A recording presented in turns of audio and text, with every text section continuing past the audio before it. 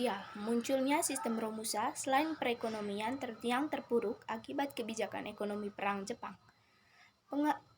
Pengarahan tenaga kerja melalui Romusa juga berdampak negatif pada perkembangan sosial masyarakat Indonesia. Romusa dimobilisasi untuk pembangunan saran perang tidak hanya di Indonesia saja, melainkan di Burma atau Thailand, Vietnam, dan Malaysia. Selain Romusa, juga diterapkan Jurun Anfu, yaitu merekrut para perempuan untuk dijadikan penghibur bagi tentara Jepang. Yang kedua itu pendidikan. Selama pendudukan Jepang, kondisi pendidikan menurun drastis bila dibandingkan masa Hindia Belanda. Kegiatan pengguruan tinggi juga sempat berhenti beberapa saat. Pada tahun 1943, pendidikan perguruan tinggi mulai dibuka kembali.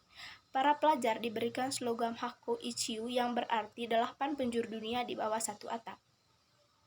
Satu atap yang dimaksud adalah di bawah kekaisaran Jepang. Ajaran ditujukan sebagai doktrin dari pihak Jepang. Yang ketiga, penggunaan bahasa dan sertifikat sosial. Meskipun kebijakan Jepang banyak yang negatif, terdapat beberapa kebijakan positif yang dapat dirasakan bangsa Indonesia. Salah satu di antaranya adalah diharuskan bahasa Indonesia sebagai bahasa pengantar. Yang pertama, bidang ekonomi. Pada bidang ekonomi, kebijakan Jepang secara umum sama dengan negara imperialisme lainnya.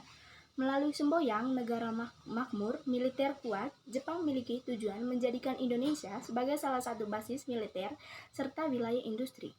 Untuk itu, Jepang mulai mengeksploitasi segala sumber daya yang tersedia untuk kepentingan perang. Hal ini terlihat dari hal-hal berikut. Yang pertama, menyita akses ekonomi yang penting. Jepang menyita seluruh hasil perkebunan, teh, kopi, karet, dan tebu, pabrik bank, dan perusahaan-perusahaan yang penting.